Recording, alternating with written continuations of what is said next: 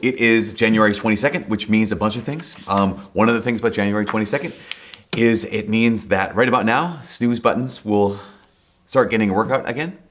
It also means that gyms are opening up. I mean, there's space in gyms now because while our snooze button is getting a workout, less people are getting workouts. It means that ice cream sales are going up, alcohol sales are going up because, so one of the things I did some research on is that 40% of, you probably know this, 40% of Americans set New Year's resolutions. Which is great. I mean, again, New Year's resolutions are great. I think resolutions are great. We're going to talk about resolutions today because it highlights the fact that, like, yeah, I want to get better. I know that I'm made for more, so why not try? The funny thing is that 23% of people who make resolutions, 23% of those 40% of Americans who make resolutions, 23% of people quit their resolution within the first week.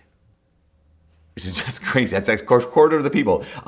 The second Friday of January is actually known as Quitter's Day because that's the one day more than any other day in the entire year that people just quit. They stop on that second Friday of January, known as Quitter's Day. I think Strava, which kind of measures people's like activity and movement, that's what they refer to it as. And then actually in a week, by the beginning of next month, February, almost half, about 43% to 45% of people will have quit their New Year's resolutions, which is interesting. I just think it's fascinating. I was reading a book by James Clear. It's a book called Atomic Habits, nationwide, really worldwide New York Times bestseller. And he talks about this. Talks about the question of how do you make a habit? Like, how do you, if you do resolve, like I do want to I want to do these things. I have goals. I have resolutions. He says, how do you make those in such a way that you actually might have some success, may have actually a chance, rather than the 43% of people who will quit within the first month. He says, one of the things we do is we set a goal. You say, okay, I want to be healthier, or I want to publish a book, or I want to win a championship. And he says, okay, that's fine, but be more specific. So people say, okay, I want to lose 20 pounds. I want to write a novel that is on the New York Times bestselling list, that kind of thing. And he said, that's fine, but you have this goal that's an outcome. You have to wait for the outcome. And so they have to ask the question, okay, so that's a little bit of a problem because you have to wait for the outcome. He said, what's the process? How are you going to get to this goal? He said, that's a good question to ask too, because it's not just going to happen on its own. You have to have a process that's going to get you to this goal. But James Clear, his point, or his argument that he makes, the case that he makes, is that too few of us have what he calls identity-based habits. I don't just do this thing. I don't just not do this thing. I don't just stop smoking. I don't just start running. He says identity-based habits are a way of seeing oneself and a way of even what you believe about yourself, where you say, I'm the kind of person who. So if a person, I want to lose weight, you would say, okay, I'm the kind of person who moves often. If you want to be someone who is, I want to be a writer. Like, okay, I'm the kind of person who writes every day. And so one of the things that he proposes to people is to have these identity-based habits where you start seeing yourself in a new way, not just focused on the outcome, not even just focused on the process, but focused on what is it that I believe about myself. So he says you have to ask two questions. Basically, the first question is, or the first issue is you have to decide what kind of person you want to be. Okay, I want to be a runner. I want to be a writer. I want to be someone that people respect at work. He uses some of these examples. You decide what kind of person you want to be. Then he says, you then prove it to yourself by small wins. So you prove it to yourself by small wins. So some of the examples he gives, again, when it comes to, I want to be a runner. He says, okay, I'm the kind of person who runs. I'm the kind of person who moves. I'm the kind of person who is active. Okay, fine. He says, okay, then you resolve. The small win would be, I have a pedometer, like maybe a little fitness tracker kind of situation. And you keep track. You say, I want to walk 50 steps every single day, or 50 more steps every day than I did yesterday.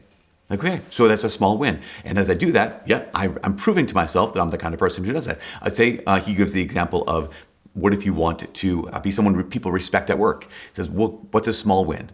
I want to be the kind of person people respect at work. Well, I'm the kind of person who arrives on time. So people know that they can count on me at work because I've arrived on time. And so the small win is I'm going to schedule my meetings with 15 minutes of buffer time between one meeting and the next meeting. So just these small ways that I first have to do, decide what kind of person I want to be, and then secondly, prove it to myself with these small wins. Another way you can say it is, I want to remind myself who I am with these small wins. And he makes the case of basically saying, what helps is to keep the identity at the heart of your resolution. Keep who you are at the heart of what it is you want to do. And we're going to come back to this in a second, but I want to remind us all that last weekend, we started a new series on one of the most prominent, most dominant concepts, themes in Scripture, and that is the theme of exile. That here we are on this planet, all of us in a broken world. We're made for this world. The world is good, but because it's broken, we find ourselves in exile. We find ourselves homeless. We find ourselves walking through this world where we realize I don't belong here, but I have to live here. And so we have the experience, this universal experience of being homeless or feeling homeless. And when we're homeless, it is so easy to forget. Not only is it easy to forget who you are, your identity, it's also easy to forget the fact that you have a home. Because sometimes we don't, right? I mean, I've talked to so many college students who, they graduate high school and move to college, and then that same summer, their parents move away. Like that same summer, their parents move to a whole nother city, a whole nother state, a whole other part of the country, or they graduate college and their parents move away. And it's one of those situations where it's like, okay, how do you go back? How do you go back home? There's no home. Like from now on, I'm going to another person's hometown, going to another person's house. This no longer is my home anymore. It's my parents' home. And there's this real sense of, I can't go back. There's no home to go back to. And there's real pain because, we talked about last week that to be holy is to be set apart. To be holy is to be sacred, right? That's set apart for a purpose. And home is something that is set apart, right? Home is something that is sacred. So to lose it, yeah, maybe your parents get to move wherever they want to. That's fine. But to lose it, that means something. To lose it matters because I've got no place to go back to now. We mentioned the Babylonian exile last weekend. We'll mention it again today. About 100 years before the Babylonian exile, there's this thing called the Assyrian exile. You probably know this already, you have the 12 tribes of Israel that break into two. You have the 10 tribes in the north and the 2 tribes in the south. Well, about 100 years before the Babylonian exile, the Assyrians, they come in from the north. And they absolutely decimate those northern 10 tribes. They completely obliterate them. They wipe them off the face of the map, basically. They take all of those Jews living in those 10 tribes and they bring them to far-flung places. And they also introduce 5 other kingdoms, 5 other nations, 5 other peoples into that region. And so everybody in this place, it's this remarkable kind of experience of those who left would forget. And those who were brought in, they would forget. And so you have this whole kind of mess of people in what used to be these northern 10 tribes of Israel, of people who forget who they are. They forget what home is. They forget they even had a home. Because I think that's one of the most painful things that's lost in exile. One of the greatest costs of living homeless is that we forget we're rootless. That when you're homeless, you forget who you are. And that's the question, of course, our students have to ask when they leave home. They have to ask the question, well, who am I apart from my family? Well, who am I away from home? And those are really important questions to ask, but they're necessary to be able to answer. But I think sometimes we can be too quick to choose something that is too small to be enough.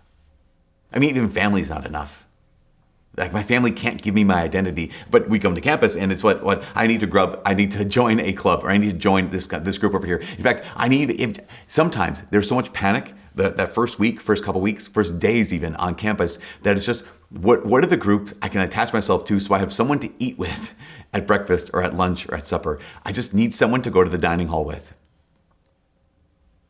But too often we're too quick to choose something that's too small.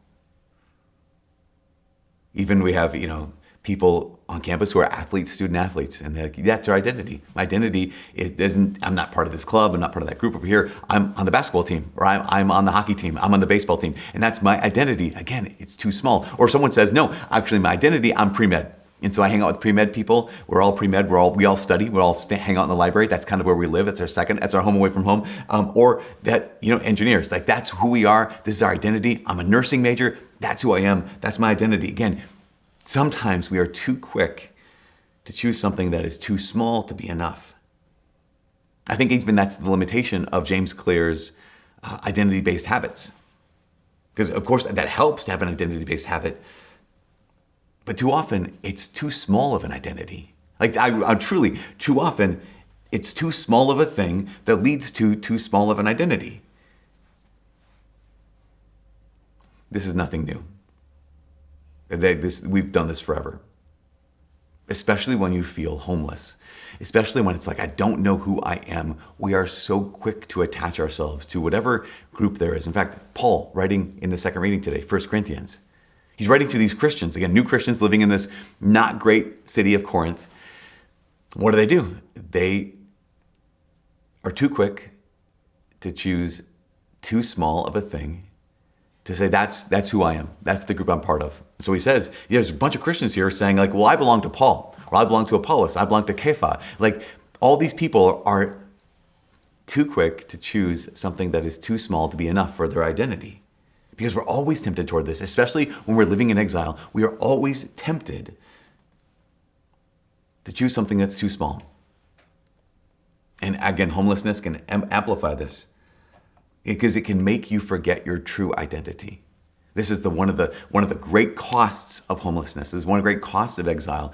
It can make you forget your identity. It can do it slowly or it can do it quickly. It can do it passively or it can do it aggressively. So again, we talked about the Babylonian exile last week. We'll talk about it again this week. And remember, in the Babylonian exile, there were 3 waves. In the first wave, a bunch of people, including these 4 men, Daniel, Hananiah, Azariah, and Mishael. Remember, being in exile, being homeless, can be quick to steal us of our identity. It can do this passively or it can do this aggressively. Well, for Daniel and for the men he was with, they tried to do it quickly and they tried to do it aggressively. In fact, in the very first chapter of Daniel, there are 3 sentences, 3 verses right in a row that tell this massive story that if you just kind of read through it, you'll miss the story. And the basically first line, it's chapter 1, verse 6. It says this. It says, among these exiles were Daniel, Hananiah, Azariah, Mishael. Just names them. Verse 7 says, the next verse gives this detail that, again, can seem insignificant to us on the surface. But it says this. It says, the chief chamberlain changed their names, Daniel to Belteshazzar, Hananiah to Shadrach, Mishael to Meshach, and Azariah to Abednego. It's like, okay, that's neat. Obviously, they had Jewish names. Now they're living in Babylon. They have Babylonian names. What's the big deal? Again, right on the surface, it seems like no big deal. You're living away from home. You're in exile. Take the hit, like take the L. All you got was a name change. No big deal. But here's the thing. For them, their names meant something. For Daniel, his name meant something. Daniel meant that he was consecrated. Hananiah meant he was consecrated. Hananiah and Mishael, Azariah, all those names meant that they were consecrated. In fact, those names mean something. Daniel is a name that means God is my judge, and not just any God, but the God. El is my judge. God is my judge. Hananiah means God has been gracious. Mishael means who is like God. Azariah means God is my help. So every time these men would speak their names, every time they introduce themselves, even though they're homeless, they'd be reminded, my name is Daniel. God is my judge. I'm Mishael, who is like the Lord God. Every time they'd introduce themselves, even while they're homeless, they'd remember, no, this is whose you are. This is who you are. So when this chief chamberlain changes their names from Daniel to Belteshazzar, Mishael to Meshach, Azariah to Abednego, and Hananiah to Shadrach, those names mean something. So the Babylonians had their gods too. They had the god Bel. They had the god Aku. They had the god Nego.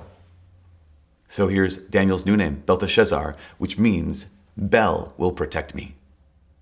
You have the name Shadrach, which means inspired by Aku. You have the name Meshach, which means belonging to Aku. You have the name Abednego, which means servant of Nego. So every time these men would introduce themselves in this place of exile, in this place of being homeless, far from their homes, This is crazy. They had been consecrated, right? Remember, they had been set apart for a purpose. And that is to live for the Lord, to live as the Lord's. And it's almost like when their name is changed, that they're being desecrated. That in the Bible, when someone gets a new name, a name change, they're almost always given a new mission, a new role. So here's Abraham and Sarah given this new role. Here's Jacob, whose name becomes Israel, given a new role. Here's Simon, whose name becomes Peter. He's given a new role, a new mission, a new kind of consecration, set apart for something powerful. And then here's this chief chamberlain that's almost, again, deconsecrating or desecrating these men. So question, what does Daniel do? I mean, he can't go home. We got that already. And he can't say, I refuse to go by Belteshazzar. Like, I refuse. He can't do that. He's powerless. But the very next verse, remember the first verse tells them their Jewish names. Second verse, they're renamed these Babylonian names. And then the next verse, verse 8 says so clearly, it says, but Daniel resolved not to defile himself with food from the king's table. So he knows, again, he can't go home. He knows he can't make people call him a different name. But he resolved to not eat food from the king's table. He made a resolution. And it wasn't this massive resolution. It was a simple resolution. It was doable. It was consistent. It was regular. I mean, think about this. Every time Daniel sat down to eat, he was reminded that he was Jewish. Every time Daniel sat down to eat, he ate like a Jew. He was homeless, but he ate like he was back home. And he did this so that he wouldn't forget. We have this society that was trying to strip Daniel of his identity, changing his name. But Daniel made a resolution. Daniel resolved, I'm going to be reminded every single day, this small thing, this simple thing, this doable thing, I'm going to do this thing, and it will remind me every day I'm homeless. I have a home, but it's not here. I don't belong here, but I have to live here. There are some places in our lives that make it hard to remember. We note this, that some places, homeless, strip it fast. Some are slowly, some do it aggressively, and some do it passively. Years ago, I remember hearing the story, and I've shared it a number of times. I don't think I've told it for a couple of years now, but years ago, I heard the story about, pretty recently, a Catholic man living in China, in the Fujian province of China. And there it is illegal to be Catholic unless you're part of the state Catholic Church, which isn't the authentic Catholic Church. And so if you're going to be Catholic, you have to kind of hide it. And they have these clandestine home masses. So this man and his family, they were hosting this priest. And so their neighbors who were Catholic had come to their house and they celebrated this mass. They had guards all around the house. As the priest was finishing up mass, one of the guards, or one of the lookouts, came in and said, the authorities are on their way. And so they scattered, the priest ran, everyone ran, except it was this man's house, so he didn't have anywhere to run. He was arrested and he was taken into custody for 3 weeks. They beat this man, trying to get him to reveal the identity and the location of this priest. For 3 weeks, they had stripped him. They had tied him up. They had beaten him. They burned his skin. They would take an electrified cattle prod and they would apply it to the various parts of his body, just simply saying, just tell us the name of this priest. Tell us where he is. Help us find him, and you can go home. You can be completely free. But here's this man who not only loved his priest, he loved the Eucharist so much he knew that if the authorities found this priest, he would be arrested. That he didn't know when he or his family or anyone in that region would have another priest and would be able to receive the Eucharist again, would be able to go to Mass ever again. So after 3 weeks of torture, the authorities realized they couldn't break the man. They sent him home. Like, again, this incredible story of this man who, literally, this is not long ago, this is pretty recent, who was tortured for the Eucharist and ended up being a hero for the Eucharist. Well, shortly after this, he and his family escaped communist China. They came to the United States. And they settled in somewhere in kind of north central, northeast United States. And immediately when he came to this country, he and his family were just overjoyed. not only because of the opportunity, but also because they realized they could walk down the street and go to mass, like in public. They could go to mass and no one was looking over their shoulder. They could go to daily mass. These people who had to wait, weeks, sometimes months to have mass come to them, they were able to go to mass every single day. So they did. It was just an incredible, joyful time, but also great land of opportunity. So here is this man, here's his family going to mass, but he realized that, I could get a job, I can work and I can make money. He found out that a lot of times, not always, but a lot of times, if you work more, you can make more money. So pretty soon he started just sending his family off to daily mass, and while he extended some of his hours. As time passed, he took some extra shifts on weekends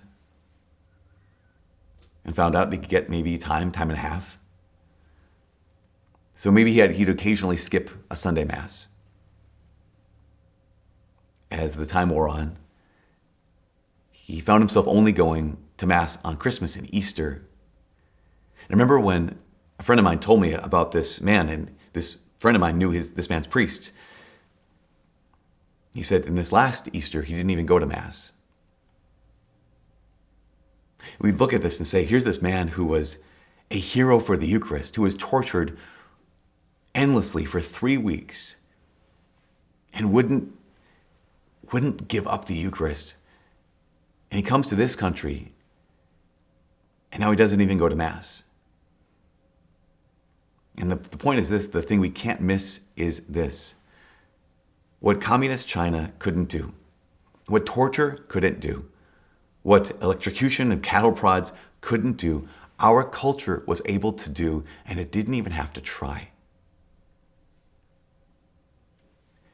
This is the risk, this is the danger of living homeless. We can forget. We can forget who we are. We can forget the most important thing in our lives. We can actually even forget our Lord. We can forget God. Because of that, we realize we have to fight. What I mean by fight is we have to intentionally choose. We have to resolve. We have to be like Daniel. We have to keep our identity at the heart of resolution. We have to choose a resolution that reminds us of our identity. Again, what did Daniel do? He couldn't go home and he couldn't change the world around him. But what he could do is he could be reminded every single day, I belong to someone else.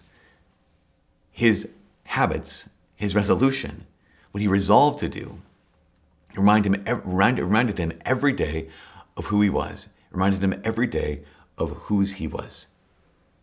And this is what we have to do. This is the last thing. Just like James Clear said, we have to choose, what kind of person do I want to be? And then we have to prove it to ourselves with small wins. Another way to say it is remind ourselves with small wins. So my invitation this week, you belong to the Lord.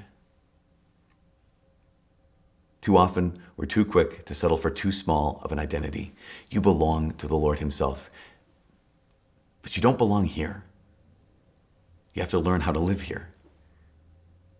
What is one thing that you and I can do every day that will just remind you, that reminds us, this is not my home, but I have to live here. This is not who I am.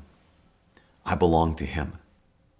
Because it's this truth, it's this reality that being homeless, we have to fight. Being homeless, we have to intentionally choose. Being homeless, we have to resolve to do whatever it is we need to do that will remind us of who we are and will never let us forget whose we are.